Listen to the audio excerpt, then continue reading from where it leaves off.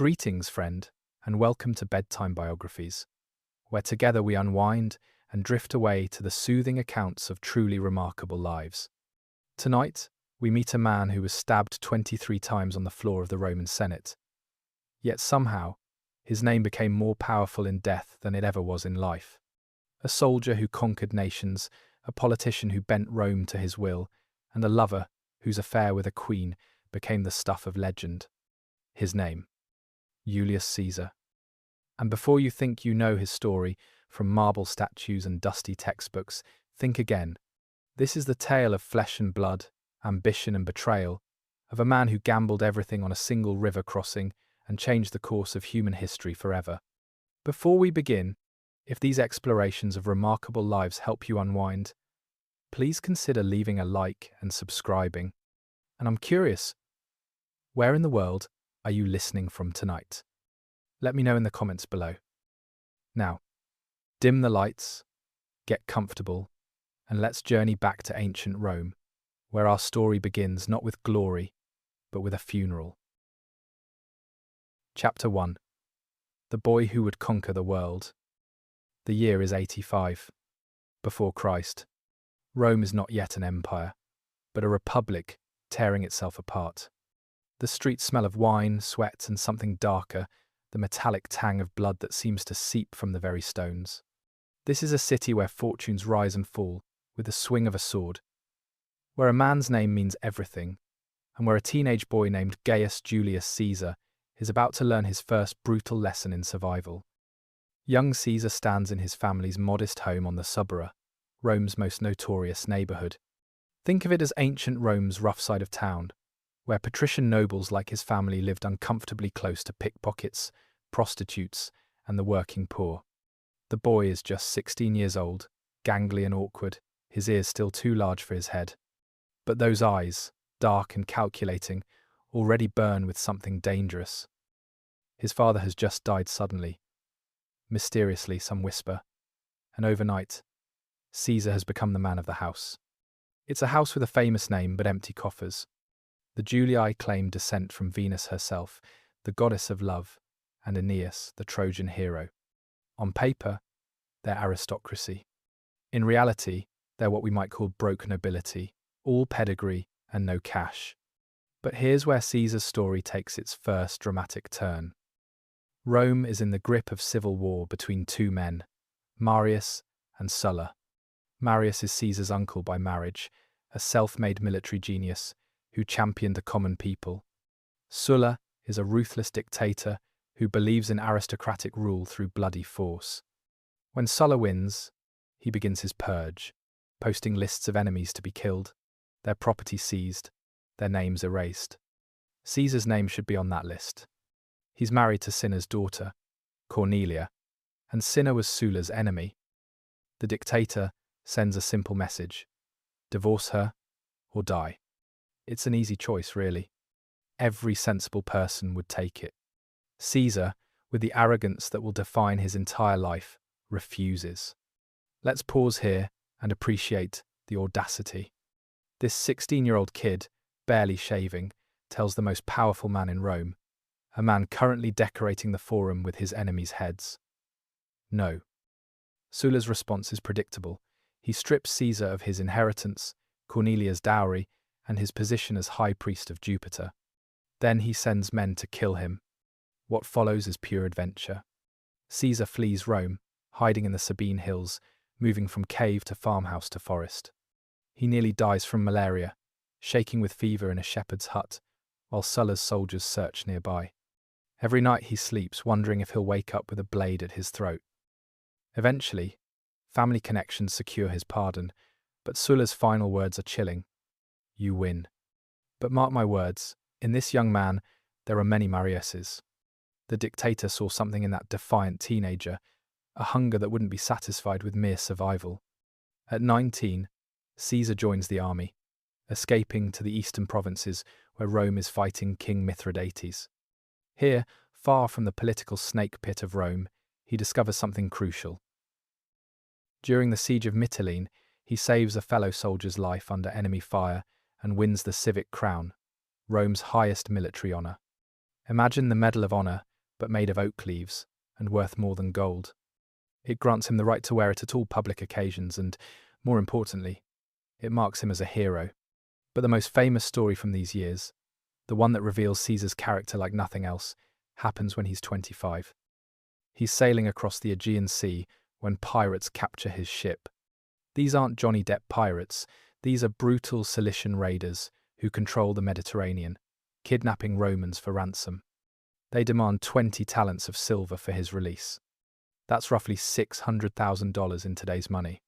Caesar, chained in their ship, laughs in their faces. 20 talents. I'm worth at least 50. He then proceeds to treat his captivity like a vacation. He writes poetry and makes the pirates listen to his recitations. When they don't applaud enthusiastically enough, he calls them illiterate barbarians. He exercises on their deck, orders them to be quiet during his afternoon naps, and repeatedly tells them that once he's free, he'll crucify every single one of them. The pirates think this is hilarious. This arrogant Roman kid, their prisoner, threatening them. They laugh and play along. 38 days later, the ransom arrives. Caesar is released. He immediately sails to the nearest port, raises a fleet, hunts down the pirates, recovers his ransom money, and crucifies them all, just as he promised. But here's the telling detail. Before crucifying them, he has their throats cut as a mercy, because they had, after all, treated him well during his captivity. It's our first glimpse of Caesar's complexity, capable of both ruthless vengeance and unexpected kindness, often in the same breath. By the time he returns to Rome in his late 20s, the awkward teenager is gone. In his place stands a man who has stared down a dictator, won military glory, and turned a kidnapping into a legend. He's learnt the most important lesson of all. Audacity works. Fortune favours the bold, and Caesar intends to be the boldest man Rome has ever seen. The boy from the Subura is ready to climb Rome's bloody ladder, and he won't stop climbing until he reaches the very top, or dies trying. Chapter 2. Climbing Rome's bloody ladder. Caesar returns to Rome in his late 20s with nothing but debts, a famous name, and dangerous levels of ambition. The city he comes back to is a viper's nest of competing factions, where your allies today might poison your wine tomorrow. But Caesar has learned something crucial during his years away. Rome doesn't reward the humble, it rewards the spectacular. His first move is unexpected. Instead of pursuing military glory, he becomes a lawyer. But not the boring kind. Caesar takes on high-profile prosecutions, accusing corrupt governors of extorting provinces. His courtroom style is theatrical, passionate, drawing crowds who pack the forum to hear him speak. He loses most of these cases. The defendants are too powerful, too connected, but that's not the point. Caesar is building something more valuable than a legal career. He's building a brand, and he's spending money he doesn't have. Caesar throws parties that become legendary, games that dazzle the public, lavish displays that leave Rome gossiping. Where does the money come from? Loans. Mountains of loans. The young politician is drowning in debt, borrowing from men like Crassus, the richest man in Rome, a fire brigade running property mogul who's turned disaster into personal fortune. But Caesar understands something his creditors don't. In Rome, perception is reality. If you act like you're destined for greatness, people start to believe it. And if enough people believe it, it becomes true. His rise through the political ranks is methodical. He wins election as military tribune, then quaestor, serving in Spain. There's a famous story from this time. While in Spain, Caesar sees a statue of Alexander the Great and breaks down crying. His companions are confused. Why tears? Caesar's answer reveals everything. Alexander conquered the world by my age. And what have I accomplished? Nothing. He's 33 years old. Most men would consider a successful political career plenty. For Caesar, it's failure. He doesn't want a career. He wants immortality. Back in Rome, Caesar makes his boldest move yet. In 60 BC, he engineers what history calls the first triumvirate, though calling it that makes it sound official. It's not. It's a secret conspiracy, Three ambitious men agreeing to pool their power and carve up Rome like a roasted pig. The three partners couldn't be more different. First, there's Marcus Licinius Crassus, Rome's Jeff Bezos, a man so wealthy that when people say someone is rich as Crassus, everyone knows what they mean.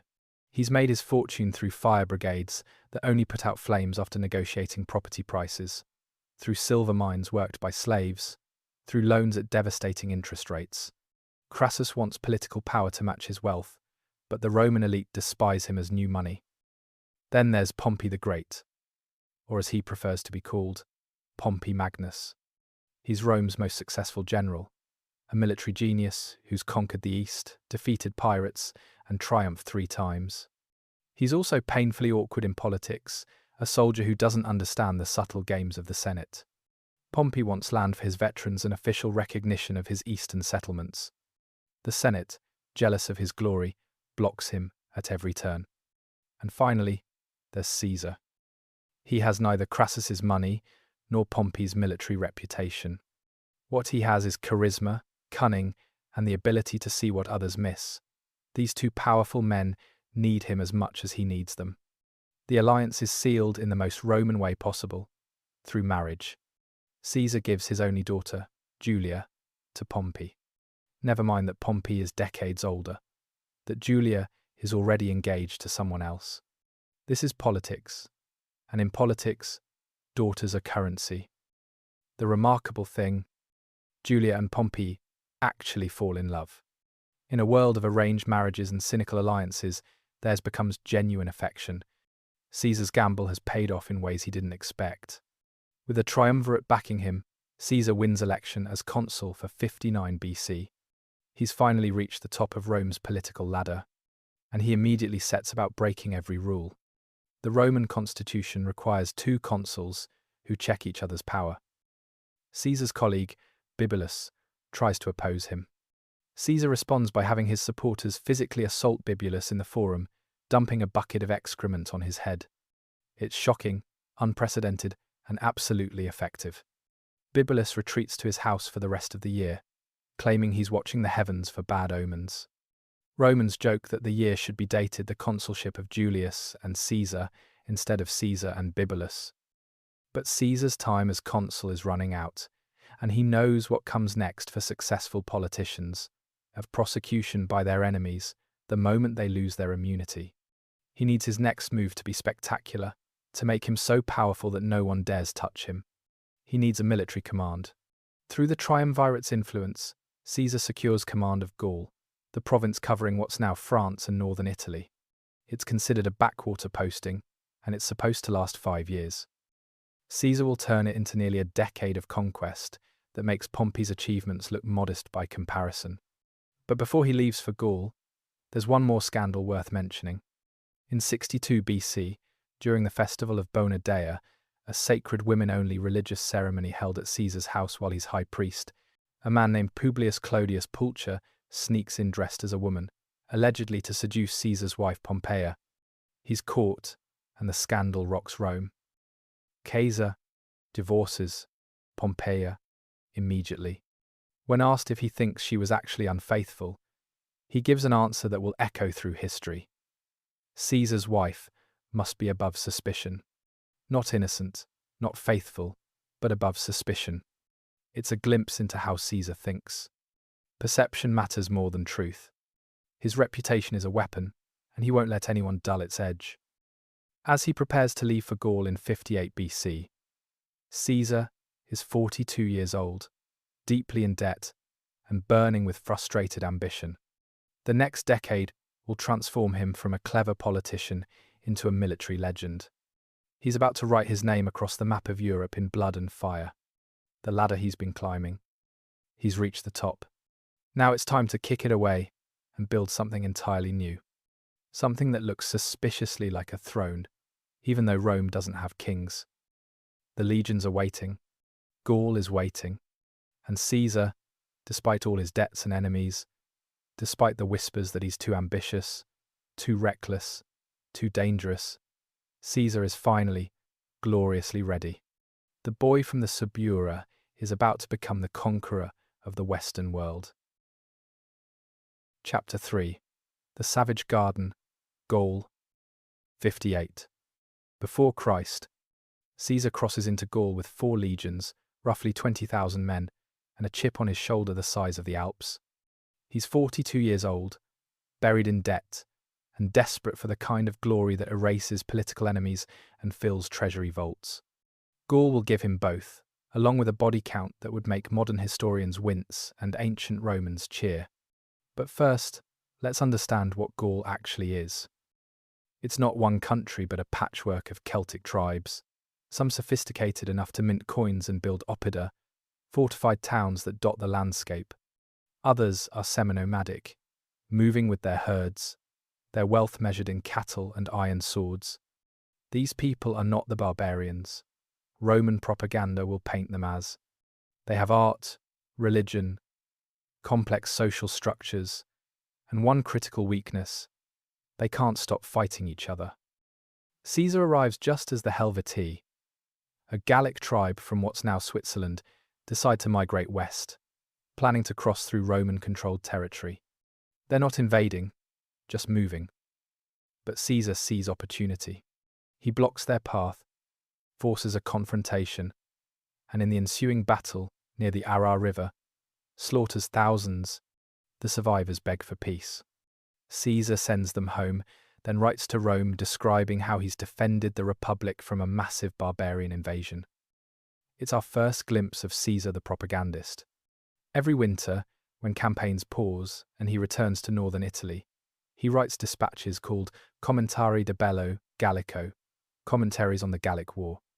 They're supposedly objective military reports.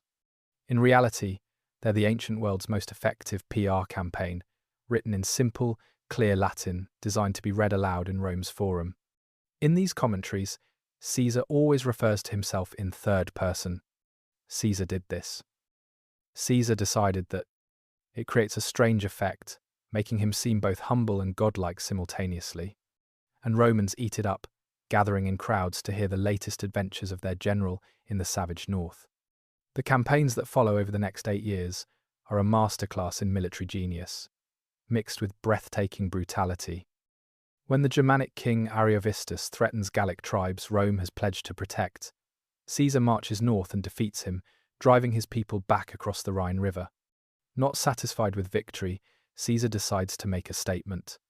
In 55 BC, he builds a bridge across the Rhine in 10 days. Let that sink in. The Rhine is massive, over 1,000 feet wide in places, with fierce currents. Roman engineers construct a wooden bridge using an innovative pile-driver system, and Caesar marches his legions across just to prove he can.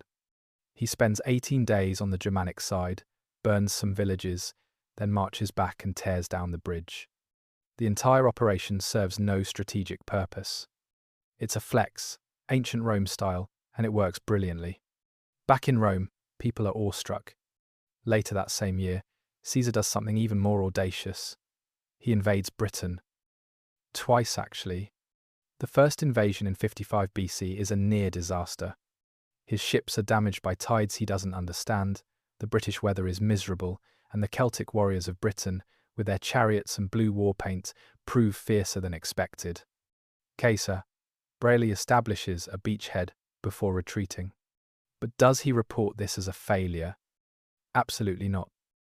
In Rome, news spreads that Caesar has conquered the edge of the known world, that mysterious island beyond the ocean where the sun barely shines and giants supposedly dwell. The Senate votes him 20 days of thanksgiving, an unprecedented honor. Caesar returns the next year with a larger force, pushes further inland, takes some hostages, and declares victory before the weather turns bad again. The truth is, Britain won't be truly conquered for another century. But truth is flexible when you're the one writing the reports. The real war, the one that tests Caesar's genius and reveals his capacity for ruthless calculation, centers on a young Gallic chieftain named Vercingetorix. In 52 BC, after years of watching their lands occupied and their people enslaved, the Gallic tribes do the impossible. They unite. Vercingetorix, an Arverni nobleman in his 30s, charismatic and brave, becomes their leader. He's Caesar's nightmare, and his perfect foil.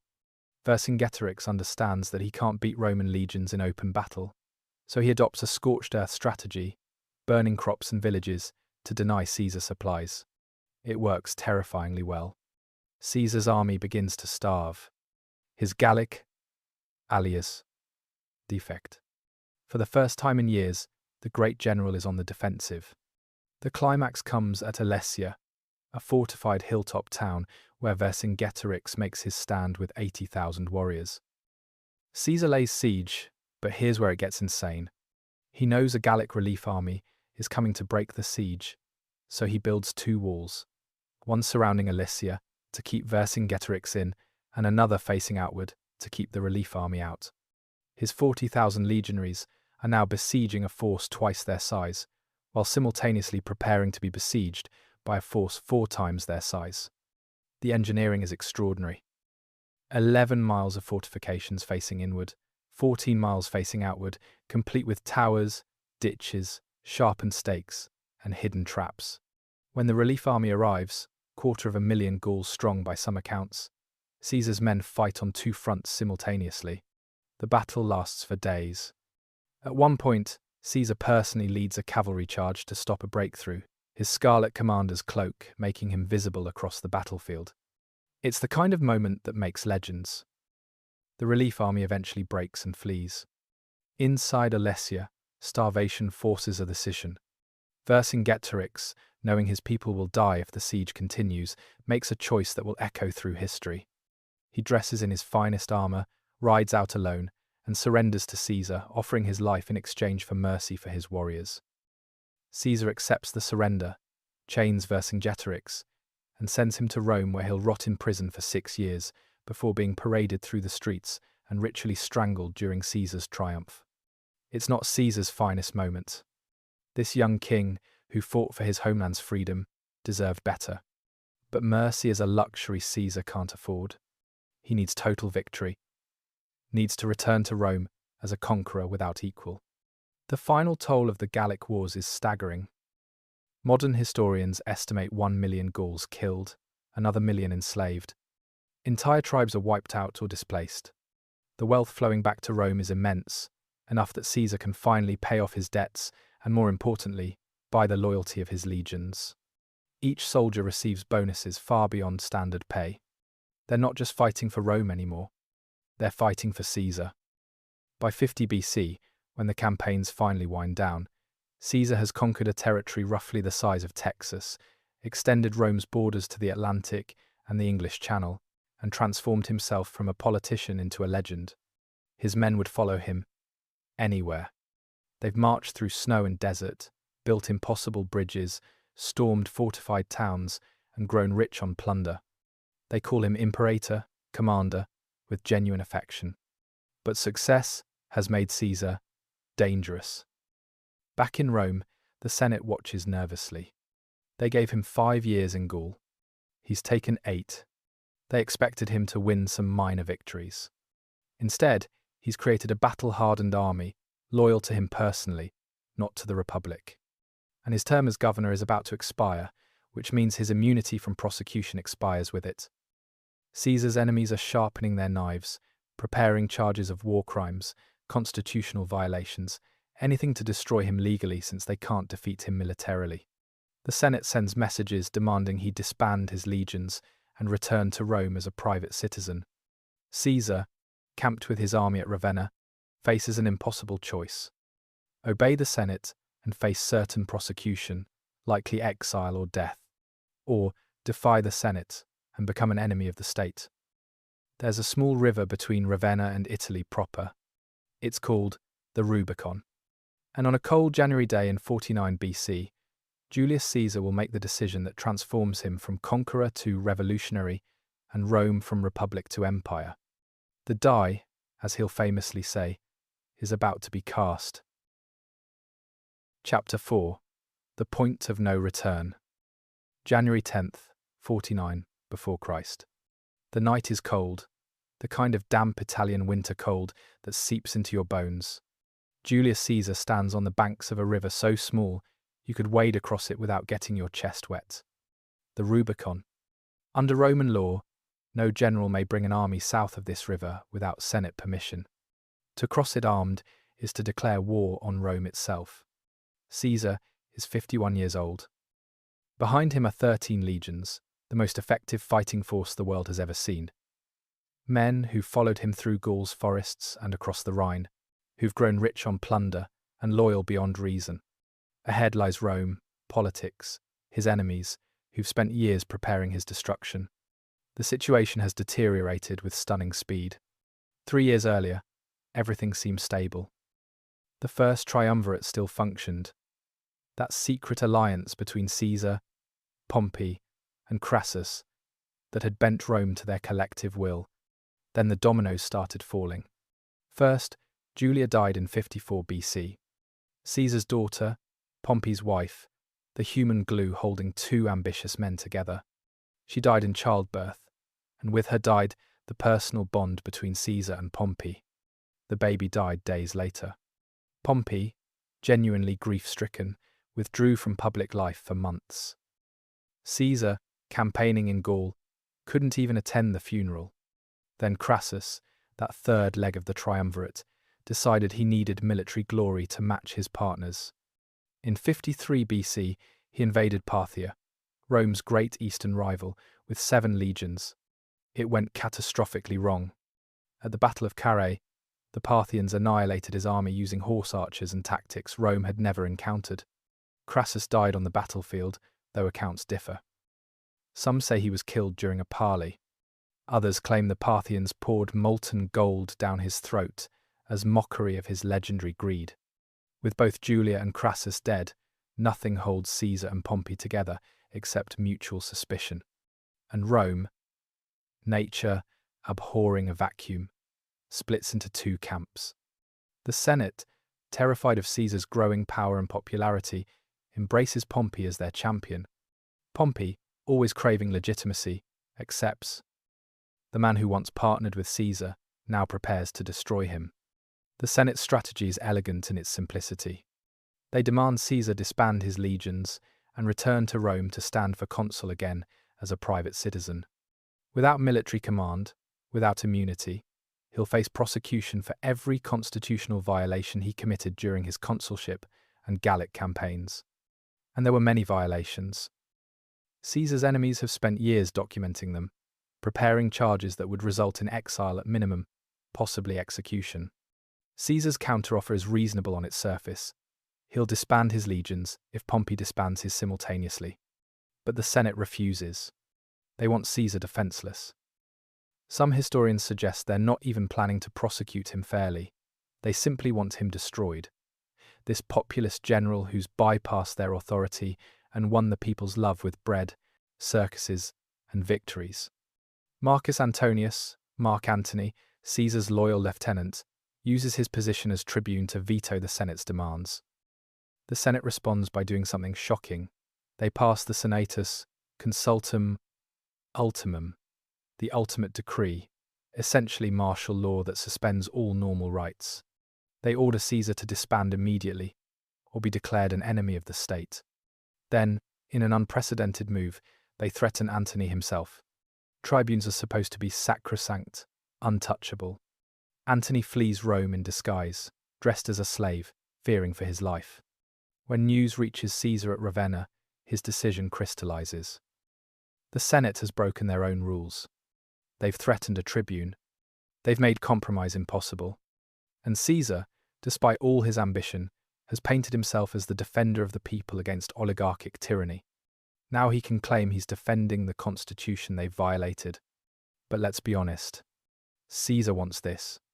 Maybe not the war itself, but the excuse. He's always known his path leads to supreme power, or death. There's no middle ground for a man who wept before Alexander's statue, because he hadn't conquered enough by 33. Still, the moment itself is weighty enough that ancient sources preserve it in dramatic detail. Caesar spends the day reviewing his options with his officers. That evening, he attends a public banquet in Ravenna, acting casual, discussing art and architecture. Then, after sunset, he slips away with a small group of trusted men and heads toward the river. At the Rubicon's edge, he hesitates. Historians debate whether this hesitation was genuine or theatrical. Suetonius claims Caesar saw an apparition, a supernatural figure who grabbed a trumpet from a soldier and blew the advance. Plutarch says he quoted a Greek playwright, "Let the die be cast," or in Latin, "Alea iacta est." The phrase becomes immortal, but what does it mean? It's a gambling metaphor. The dice are rolling. Chance will decide. But is it chance, really? Or is it the culmination of everything Caesar has built toward his entire life? He crosses. With him are just 5,000 men from the 13th Legion. It's not an invasion force. It's a statement. And the statement is, "I dare you to stop me." The reaction in Rome is pure panic. Pompey, despite all his legendary military genius, is caught completely unprepared. His legions are scattered across the empire. The Senate, which has spent months backing him, suddenly realizes he has no army in Italy. Pompey makes a decision that will haunt him forever. He abandons Rome. Sulla did it. He tells the panicking senators, referring to the dictator who'd marched on Rome decades earlier, "I can do it too." But Sulla marched on a divided Rome. Pompey is fleeing from Caesar, and everyone knows it. The Senate evacuates in chaos. Some senators so rushed they leave their families behind. Caesar's march south is less a military campaign than a political parade. Towns open their gates. Pompey's recruiting officers find their new legions deserting to join Caesar instead. In Corfinium, a Pompeian general tries to make a stand. His own soldiers mutiny and hand him over to Caesar. And here Caesar does something brilliant. He doesn't execute his prisoners. He doesn't even imprison them.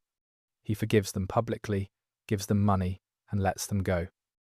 It's a policy he'll call clementia, clemency, and it's strategic genius. Why make martyrs when you can make examples of your mercy? Within 60 days of crossing the Rubicon, Caesar controls all of Italy. Pompey has fled to Greece with what senators would follow him. The civil war everyone feared would destroy Rome has barely featured a battle. But it's far from over. Pompey still commands the East, with its vast resources and legions. He controls the seas. His strategy becomes clear. Blockade Italy, starve Caesar out, rebuild his forces, and return victorious. It's not a bad plan. Caesar, stuck in Italy with a financial crisis and food shortages, faces disaster. So he does the impossible. He marches first to Spain, defeating Pompey's legates there in a lightning campaign. Then he returns to Italy, builds a fleet despite having no navy, and sails for Greece to confront Pompey directly. It's reckless, audacious, and absolutely in character. The war will rage for another 3 years across the Mediterranean. Greece, Egypt, North Africa, Spain again. Everywhere Pompey and his allies make a stand, Caesar hunts them down. But the crucial battle, the one that decides everything, happens in 48 BC at a place called Pharsalus. Two titans of Rome's military might, once friends, now enemies, will meet on a field in Greece. One will win, one will die, and Rome will never be the same. The Rubicon has been crossed. The die has been cast. There's no turning back now. Chapter 5. The Dictator and the Queen. August 9th, 48 before Christ. The plains of Pharsalus in central Greece are about to witness the battle that decides Rome's fate. On one side, Pompey the Great commands 45,000 men, including Rome's best cavalry and the backing of the Senate. On the other, Caesar leads just 22,000 exhausted legionaries who've chased their enemy across the Mediterranean. The odds should favour Pompey decisively. His men are fresh, well supplied, and fighting for what they believe is the legitimate government.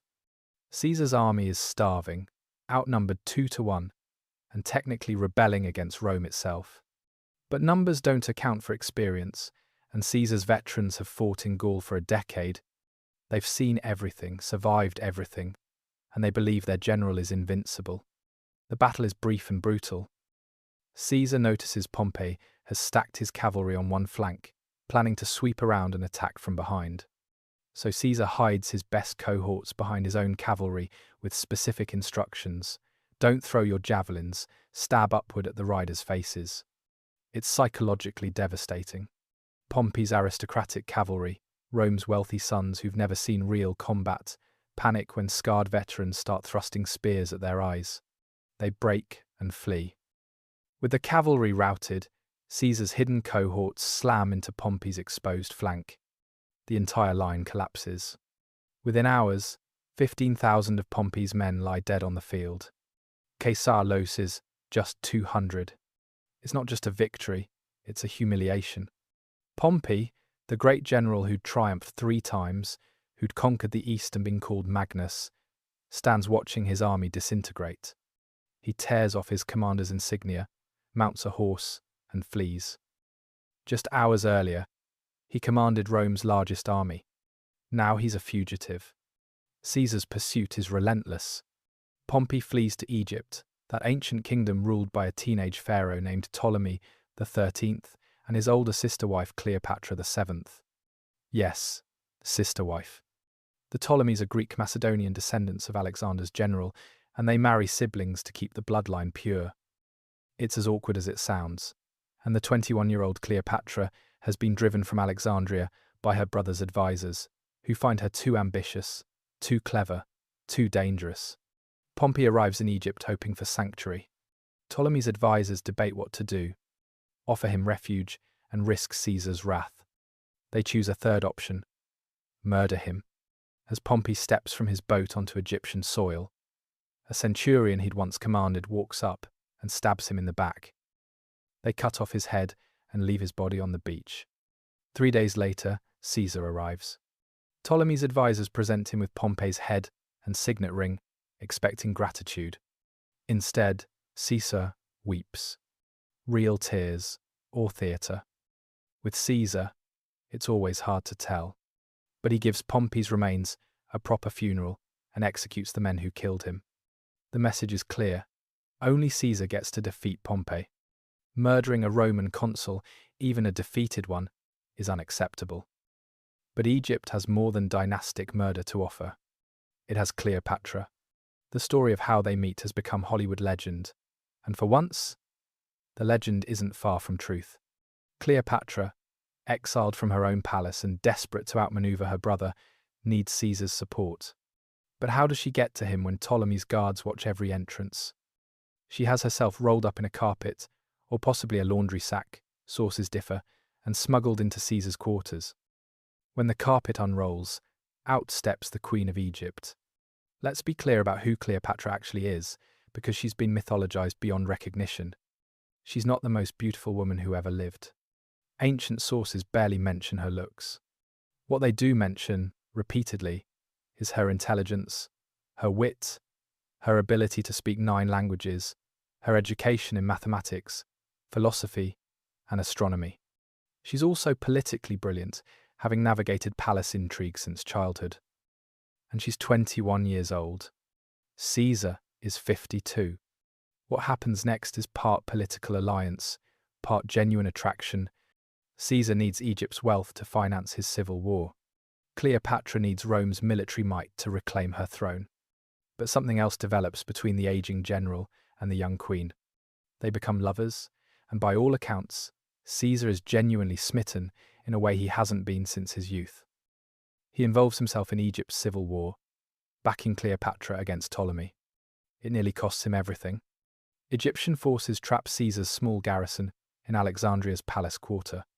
The Alexandrian War, as it's called, drags on for months.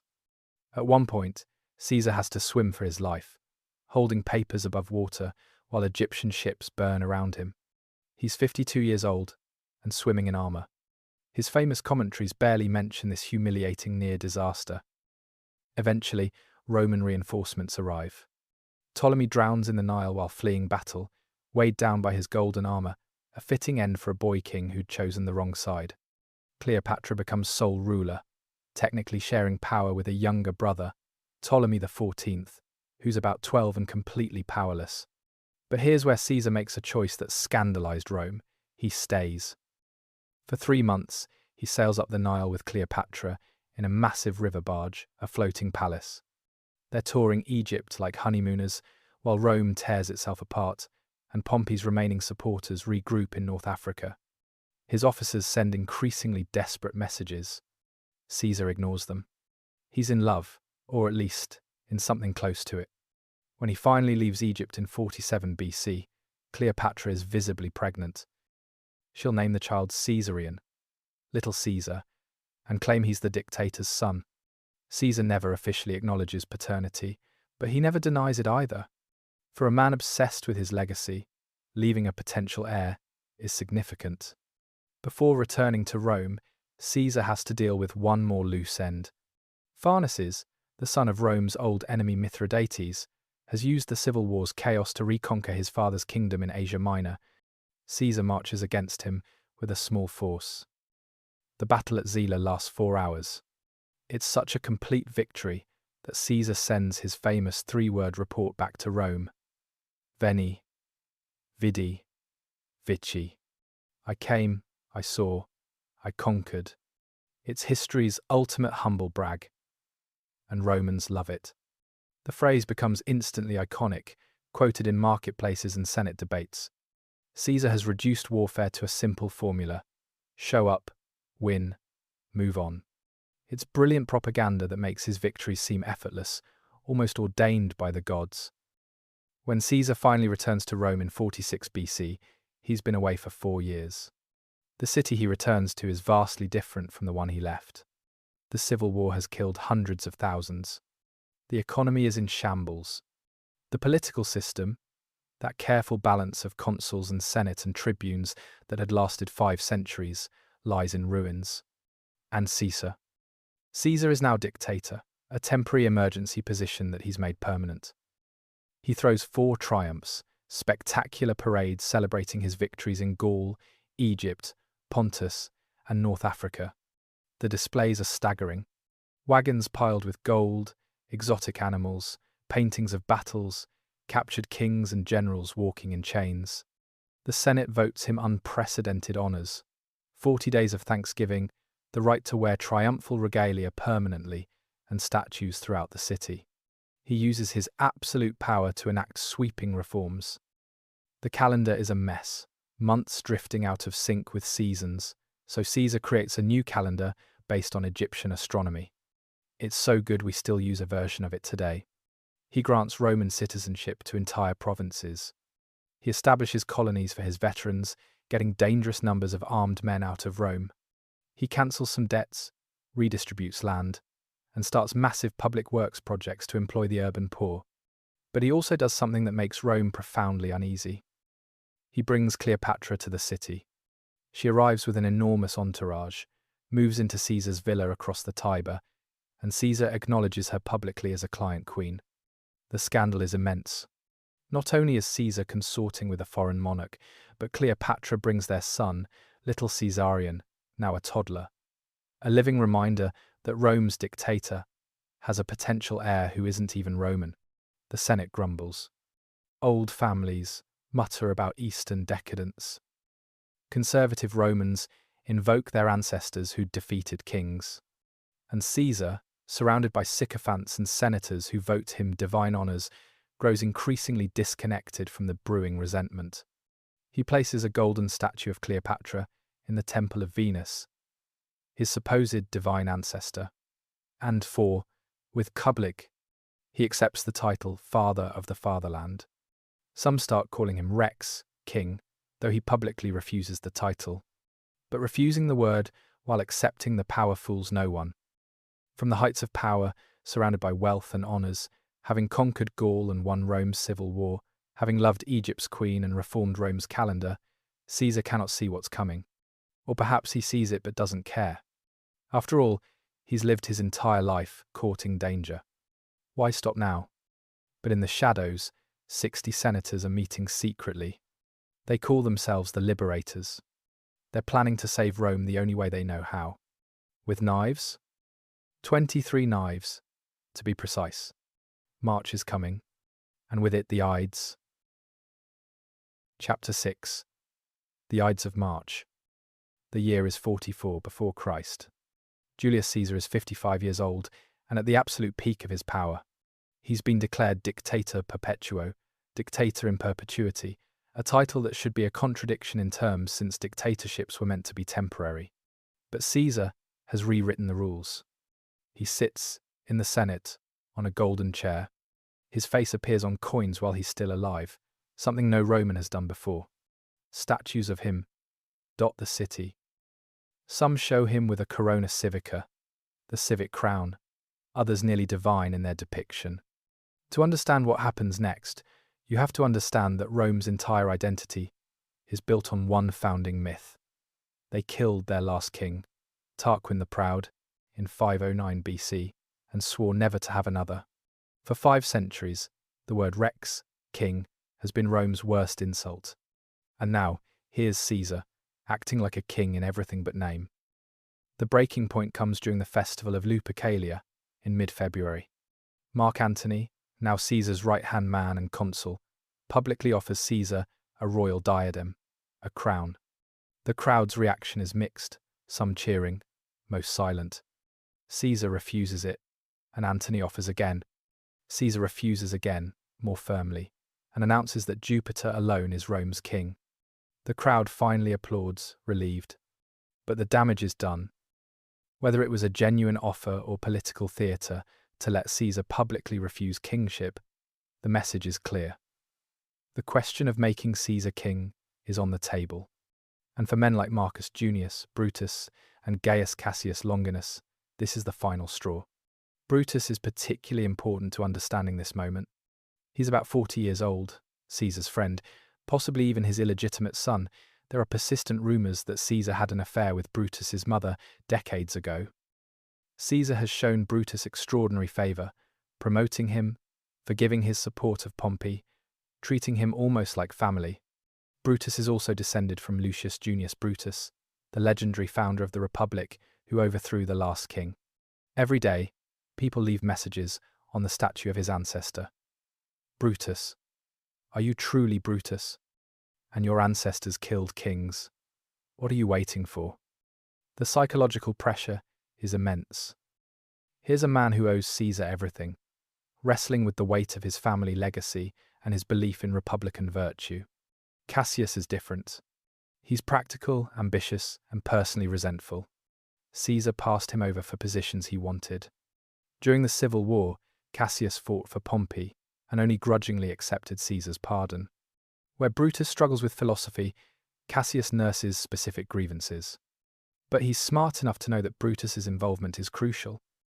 If Brutus joins the conspiracy, others will follow. The descendant of Rome's founder killing a tyrant carries symbolic weight that mere revenge cannot. The conspiracy grows to include about 60 senators, an astonishing number. Most are men, Caesar pardoned after they fought against him, his famous clemency coming back to haunt him. They call themselves the Liberators, framing their planned assassination as patriotic duty. But let's be honest, motives are mixed. Some genuinely believe they're saving the Republic. Others want power they think Caesar blocks. A few are simply bitter that he didn't reward them enough. They choose March 15th, the Ides of March, for their attack. Caesar is scheduled to attend a Senate meeting at Pompey's theatre, in a hall attached to the theatre complex. After that, he plans to leave Rome for a military campaign against Parthia, avenging Crassus's death. If they don't act now, Caesar will leave with his legions, and the opportunity vanishes. The night before, Caesar attends a dinner at Lepidus's house. The conversation turns morbid. Someone asks what the best kind of death is. Caesar, reclining at his couch, answers without looking up. A sudden one. That same night, his wife Calpurnia has nightmares. In her dreams, she holds Caesar's murdered body. She wakes screaming. By morning, she's begging him not to go to the Senate. The omens are terrible, she pleads. Stay home. Send word you're ill. For once, Caesar wavers. He's not superstitious by nature, but even he's unnerved. Then Decimus Brutus, one of the conspirators and Caesar's trusted friend, arrives. He mocks the idea of the great Caesar being kept home by his wife's bad dreams. What will the Senate think? They're waiting to heap more honours on you, possibly even that eastern command you want. You can't let them think you're afraid of nightmares. Caesar's pride wins. He goes, on the walk to Pompey's theatre. A teacher of philosophy named Artemidorus tries to hand Caesar a note warning of the conspiracy. He specifically names the conspirators. Caesar takes it, but doesn't read it, distracted by other petitioners crowding around him. That unread note will be found on his body later. The conspirators are terrified their plot will be discovered. 60 men keeping a secret is nearly impossible. Mark Antony, who's loyal to Caesar and a formidable fighter, needs to be kept away from the meeting. One conspirator delays him outside with conversation. Another hands out gladiatorial games programs to the other senators. The paper used to conceal their daggers. Caesar enters the hall and takes his seat. The session begins, normally. Then Tilius Cimber approaches with a petition, supposedly about recalling his exiled brother. Caesar dismisses him. Cimber grabs Caesar's toga, pulling it down from his shoulders. It's the signal. Casca strikes first, stabbing at Caesar's neck, but he's nervous and the blow glances off. Caesar, battle-hardened and quick despite his age, spins and stabs Casca's arm with his stylus, the metal pen used for writing on wax tablets. For a moment, it seems like he might fight them off. Then they all close in. 23 men with knives, surrounding him, stabbing. Caesar tries to defend himself, but there are too many. Blood sprays across the marble floor, across the conspirators themselves. The Senate chamber becomes a slaughterhouse. At some point, Caesar sees Brutus among the attackers. The ancient sources disagree on what he says. Some claim, et tu, Bruta. You too, Brutus. In Latin. Others say he spoke in Greek, kai su, teknon. You too, my child. The Greek version is particularly haunting, given the persistent rumours about Brutus being Caesar's son. Most historians doubt Caesar said anything that articulate. By the time Brutus struck, Caesar had already been stabbed more than 20 times. He was probably in shock, bleeding out, barely conscious. But the legend of those final words, whether true or invented by later writers, became immortal because it captures something essential. The ultimate betrayal isn't from your enemies, but from someone you loved. Caesar collapses at the base of Pompey's statue. The irony would be poetic if it weren't so tragic. The man he defeated in civil war, whose statue remains in this Senate chamber, seems to preside over his murder. Caesar pulls his toga over his head in his final moments. Even dying, he's concerned with dignity, not wanting Romans to see their dictator's face contorted with pain. The conspirators stand over the body, covered in blood, holding their dripping knives. Some are crying. Others are exhilarated. Brutus tries to make a speech about liberty, but the other senators are fleeing in panic, convinced they're next. The liberators run into the streets, shouting about freedom, waving their bloody daggers, expecting crowds to cheer them as heroes. The crowds run away.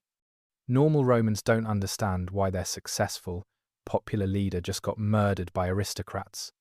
The conspirators realize too late they've made a catastrophic miscalculation. They killed Caesar but planned nothing for what comes after. No new government, no strategy, just the naive belief that removing the tyrant would magically restore the republic. Caesar's body lies abandoned on the Senate floor for hours before slaves carry it home. His adopted heir and great-nephew, 18-year-old Octavian, is in Greece and doesn't yet know he's inherited more than just Caesar's name and money. He's inherited a blood debt, an army's loyalty, and a civil war that will consume Rome for another 13 years. The Ides of March succeeded in killing Julius Caesar, but they failed utterly in killing what Caesar had become. His ghost will haunt Rome longer than he ever lived in it. Chapter 7. The Ghost that Haunted Rome. March 15th, 44. Before Christ. The sun sets on Rome, and Julius Caesar's body lies cooling in his house, while the city descends into chaos. The conspirators, still believing themselves heroes, have barricaded themselves on the Capitoline Hill, surrounded by hired gladiators. They're waiting for grateful citizens to celebrate their liberation. Instead, There's only confused silence and the beginning of rage. The Roman people, whatever the aristocratic liberators believed, actually liked Caesar. He gave them grain subsidies, entertainment, debt relief, and consistent victories abroad. To the urban poor, Caesar wasn't a tyrant. He was their patron, their protector against the Senate's greed. His murder doesn't feel like liberation. It feels like theft. Into this vacuum steps Marcus Antonius, Mark Antony, Caesar's loyal lieutenant and current consul. He spent the day in genuine fear for his life, convinced the conspirators would kill Caesar's allies next. They didn't, which was their second catastrophic mistake. Their first was thinking Rome would thank them. Their second was leaving Caesar's right-hand man alive, armed with consul authority and very, very angry. But Antony is also pragmatic.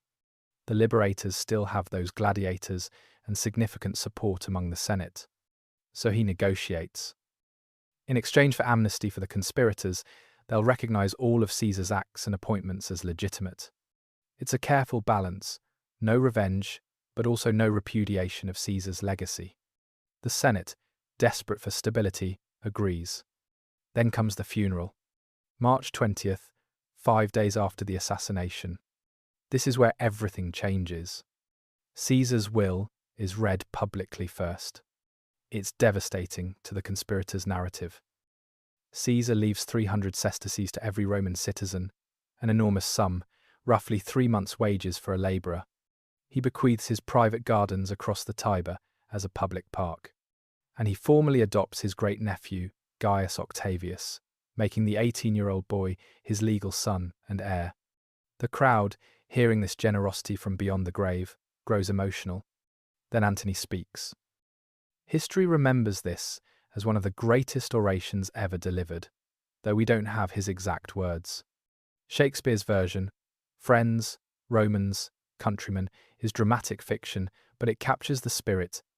Antony doesn't directly attack the conspirators. Instead, he reads Caesar's will again, emphasizing each gift.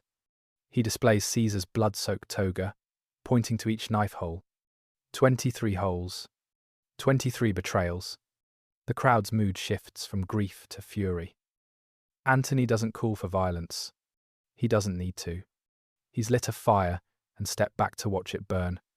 The mob storms through Rome's streets, hunting anyone associated with the conspiracy. They drag a poet named Cinna from his house and literally tear him apart, not realizing he's not Cinna the conspirator but Cinna the poet. When someone points out the mistake, the mob doesn't care. He had the same name. That's enough. The liberators flee Rome that night. Brutus and Cassius abandon the city they claimed to be saving, running to their provincial governorships in the east. Within months, they're raising armies, preparing for yet another civil war. The republic they murdered Caesar to preserve is already dead. They just haven't admitted it yet. Meanwhile, in Greece, young Octavian receives 2 pieces of news simultaneously. His great-uncle is dead, and he's now Gaius Julius Caesar, adopted son and principal heir. Everyone expects this teenager to be a political pawn, easily manipulated by the real power players like Antony. Everyone is catastrophically wrong. Octavian returns to Rome and immediately claims his inheritance. Antony, who spent weeks positioning himself as Caesar's true successor, is furious. Who is this boy to challenge him? But the boy has something Antony doesn't: Caesar's name. And to Caesar's veterans, to the legions who loved their general, that name is everything. What follows is a masterclass in political manipulation. Octavian publicly honors Caesar's memory, building a temple, holding games, even capturing a comet that appears during the celebrations as proof that Caesar has become a god. Divus, Julius, divine, Julius. If Caesar is a god, then Octavian is the son of a god.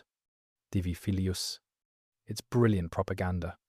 Antony and Octavian initially cooperate, forming the second triumvirate with Lepidus, another Caesar loyalist. But this triumvirate is nothing like the first. It's official, legal, and absolutely ruthless. They publish proscription lists, names of political enemies to be killed, their property seized. It's Sulla's terror all over again, but worse. 300 senators die. 2,000 equestrians, Rome's wealthy business class, are murdered for their money. One name on the list haunts history: Marcus Tullius Cicero, Rome's greatest orator and a republic's most eloquent defender. He'd celebrated Caesar's assassination in private letters, calling it righteous tyrannicide. Antony never forgave him. When the soldiers come, Cicero doesn't run. He faces them with the same dignity he brought to the Senate floor. They cut off his head and hands, the tools of his oratory and writing. Antony's wife Fulvia supposedly stabbed Cicero's dead tongue with hairpins, punishing even in death the words that mocked her husband. The triumvirate then turns east, hunting Caesar's assassins. The climactic battle happens at Philippi in Greece, 42 BC, 2.5 years after Caesar's murder. Brutus and Cassius command a force nearly equal to the triumvirate's legions. It's Rome versus Rome again, the civil war Caesar's death was supposed to prevent. The battle is actually 2 battles, fought 3 weeks apart. In the first, Brutus defeats Octavian's forces while Antony crushes Cassius.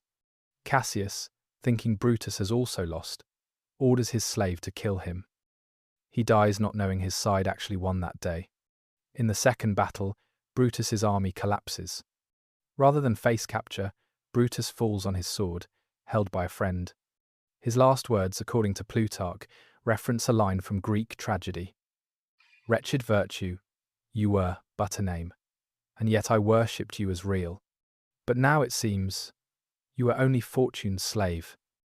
It's a heartbreaking admission from a man who believed he was defending principle, only to realize too late that principles without power are meaningless. Antony finds Brutus's body and orders it treated with respect, covering it with his own purple cloak. Even in victory, there's tragedy. These men had been allies once, brothers in arms under Caesar's command. Now they're scattered across battlefields, their republican ideals drowning in blood. The Republic dies at Philippi. Not officially, not yet, but anyone paying attention knows. The triumvirate divides the Roman world like a pie. Antony gets the wealthy east. Octavian gets Italy and the west. Lepidus gets Africa and is quietly sidelined. The arrangement won't last. Everyone knows Antony and Octavian will eventually clash. There can only be one heir to Caesar's legacy, but that war is still years away. For now, Caesar's assassins are dead. Every single one meets a violent end. None do peacefully in bed. The Romans, superstitious as always, see divine vengeance. Caesar's ghost, they whisper, walks Rome's streets demanding justice. And whether through human hands or divine will, that ghost receives it. On January 1st, 42 BC, the Senate formally deifies Julius Caesar. He's no longer a man but a god, with temples and priests and sacrifices. His victories are now divine will. His clemency, godly mercy. His ambition, celestial destiny. The dictator who was murdered for acting like a king has become something greater, immortal, and martyr. This gaze, and his name, that becomes something even more powerful than divinity. It becomes a title. Within decades, Caesar stops being a personal name and becomes what you call the ruler of Rome. Augustus will be Caesar. Tiberius will be Caesar. Eventually, the word spreads beyond Rome. The Germans will call their emperor Kaiser. The Russians, Tsar.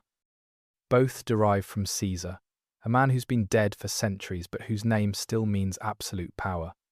The liberators thought they were killing a tyrant. Instead, they created a god and guaranteed that Rome would never be a republic again. Caesar's ghost didn't just haunt his murderers. It haunted Rome itself for the next 500 years, until the Western Empire finally crumbled, and even then, the Byzantine East kept using his name for another 1,000 years after that. Some ghosts, it turns out, are too powerful to exorcise. Chapter 8. The Man Behind the Myth. Strip away the marble statues, the Shakespeare plays, and the HBO dramas. And who was Julius Caesar really? Not the god or the tyrant or the legend, but the actual human being who lived 55 years before 23 knives ended it all. Let's talk about the man. in all his brilliant, flawed, contradictory complexity. First, his appearance. We have busts and coins, but they're propaganda as much as portraiture. Ancient sources tell us Caesar was tall for a Roman, around 5 feet 7 inches, with a fair complexion that burned easily in the sun. He had dark eyes that people found piercing, almost hypnotic, and he was famously, obsessively vain about his appearance, particularly about one problem. He was going bald. Caesar's hair loss bothered him immensely. He tried everything from special oils to wearing laurel wreaths constantly. The Senate granted him the right to wear the corona triumphalis, the triumphal wreath, at all times, and Caesar jumped at this honour that conveniently covered his receding hairline. He grew the remaining hair long and combed it forward, history's most famous comb-over. Some historians suggest this vanity made him appreciate the perpetual wreath of dictatorship more than he should have. Never underestimate the political impact of male pattern baldness. He also suffered from what Romans called morbus comitialis, the falling sickness, what we know as epilepsy. Ancient sources describe at least 2 seizures during his lifetime, one during a military campaign, another during negotiations. In Rome's superstitious culture, epilepsy was considered either a divine affliction or a curse. Caesar's enemies occasionally used it against him, suggesting the gods disapproved of his ambitions.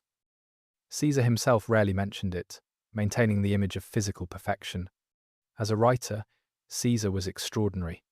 His commentaries on the Gallic Wars remain required reading in Latin classes today, and they're genuinely good. Clear, direct prose that makes complex military campaigns understandable. But they're also masterful propaganda, spinning disasters as strategic retreats, massacres as necessary security measures, and personal ambition as duty to Rome. Caesar refers to himself in third person throughout, creating this strange effect where he's simultaneously the humble narrator and the heroic protagonist. Cicero, Rome's greatest prose stylist and no friend to Caesar politically, grudgingly admitted that Caesar's commentaries were like nude figures, straight and beautiful, stripped of all rhetorical ornament. High praise from a man who normally dripped sarcasm about his rivals. Caesar's love life was complicated and scandalous. He married 3 times. His first wife, Cornelia, he genuinely loved, refusing to divorce her even when Sulla threatened his life. She died young. His second wife, Pompeia, he divorced over the Bonadea scandal, not because he thought she was unfaithful, but because Caesar's wife must be above suspicion. His third wife, Calpurnia, seems to have been more political arrangement than romance, though he did stay married to her until his death. But his affairs were legendary. There were persistent rumours about him and Nicomedes, the king of Bithynia, from Caesar's youth. Enemies called him every woman's man and every man's woman, a cutting insult in Rome's hyper-masculine culture. Whether the rumours were true or political smear doesn't matter. They followed him forever. Caesar's response. He mostly ignored them, secure enough in his reputation not to dignify gossip with denial. His affair with Cleopatra was different. She was brilliant, politically sophisticated, and unlike most of Caesar's conquests, his intellectual equal. Their relationship produced a son, Caesarion, though Caesar never officially acknowledged paternity. Some historians suggest he was genuinely in love with Cleopatra, perhaps the only woman after Cornelia who truly captivated him. Others argue it was purely strategic, 2 master politicians using each other for mutual benefit. Probably it was both. Caesar's relationship with his soldiers reveals perhaps his most admirable quality. He remembered them. Ancient sources repeatedly describe Caesar greeting veterans by name, recalling battles they'd fought together, asking about their families. When distributing plunder, he was generous to a fault. His men loved him not just because he won, but because he shared the victories with them. During the Civil War, when Caesar's soldiers mutinied over delayed bonuses, he addressed them as citizens instead of soldiers, implying they'd left his service. They immediately begged to be called soldiers again. It's psychological manipulation, but it's also evidence of genuine bond. His famous clemency, the policy of forgiving enemies that ultimately got him killed, was complex. Was it genuine mercy or calculated politics? Probably both. Caesar understood that making martyrs created more enemies than killing opponents. Forgive them publicly, heap honours on them, and they're either grateful or at least neutralised by shame. It was brilliant strategy until it wasn't. Clemency only works if the forgiven person accepts the moral debt. Brutus and Cassius clearly didn't. Caesar's military genius is undeniable, but what made him exceptional wasn't tactics. Many Roman generals understood formations and strategy. Caesar's gift was speed and logistics. He moved armies faster than opponents thought possible. He built bridges in days, siege works in weeks, and always kept his soldiers fed. An army marches on its stomach, and Caesar understood supply lines better than anyone. But he could also be breathtakingly cruel. The massacre of Germanic tribes at the Rhine, the mass enslavement of Gallic peoples, the calculated use of terror to force surrenders. Modern historians estimate 1 million dead in the Gallic Wars, another million enslaved. Caesar wrote about these atrocities matter-of-factly, as necessary measures.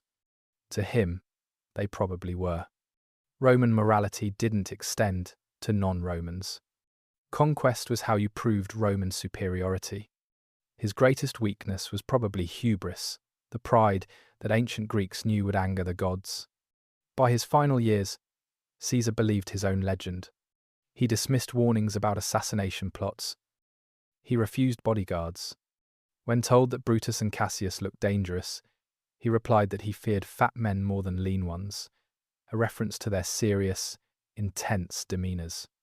It was a joke. It was also a fatal miscalculation. Perhaps the most telling detail about Caesar comes from his death. After the first stab, he fought back. After the fifth or sixth, he realised resistance was futile, so he pulled his toga over his head. Even dying, betrayed by friends, bleeding out on the Senate floor, Caesar's last thought was dignity. No one should see Caesar's face contorted with pain. That image, that final gesture of vanity and pride and self-control, somehow captures the man entire. He wanted to be remembered as great. He succeeded beyond his wildest dreams, though perhaps not in the way he intended. We remember Caesar not just for what he accomplished, but for what he represented. Ambition without limits, talent without humility, success that breeds its own destruction. 2,000 years later, his name is still the word for emperor. His month, July, still marks midsummer. His crossing of the Rubicon is still our metaphor for the point of no return. His last words, whether real or invented, still mean the ultimate betrayal. Very few humans have so thoroughly conquered not just their own time, but all time after. The question that haunts every Caesar biography is whether he was hero or villain, saviour or destroyer, genius or monster. The answer, frustratingly, is all of them. He was a man of staggering gifts, who used those gifts to overthrow a republic and install himself as dictator. He was a military genius who committed mass murder. He was a reformer who improved lives while destroying liberties. He was loved and hated, brilliant and flawed, history's most successful failure. The Republic died with Caesar, but Rome survived. Whether that trade was worth it depends entirely on who you ask and which Rome you value, the Republic of laws or the Empire of order. Caesar himself probably wouldn't care about the debate. He'd just be pleased we're still arguing about him. And so ends the story of Julius Caesar, the man who crossed a river and changed the world forever, who loved a queen and lost everything to ambition, who died on a Senate floor but conquered eternity. We began in Rome with a funeral.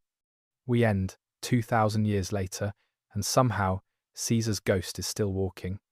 Every time a leader refuses to relinquish power, every time ambition outweighs law, every time someone crosses their own Rubicon, Caesar is there. His name became emperor. His month marks summer. His words define betrayal. Was he hero or tyrant? Liberator or destroyer? Perhaps he was simply what he always claimed to be. A man who saw what Rome could become and had the audacity to make it real. Damn the consequences. The Ides of March killed Julius Caesar, but they couldn't kill the questions he left behind. How much power is too much? When does ambition become tyranny? Can you save a republic by destroying it? If these journeys through history help you unwind, please like and subscribe. And tell me, what stays with you most about Caesar's story? Now close your eyes. Let Rome's ancient stones fade into dreams. We'll meet again soon for another remarkable life. Sleep well, friend, and beware the Ides of March.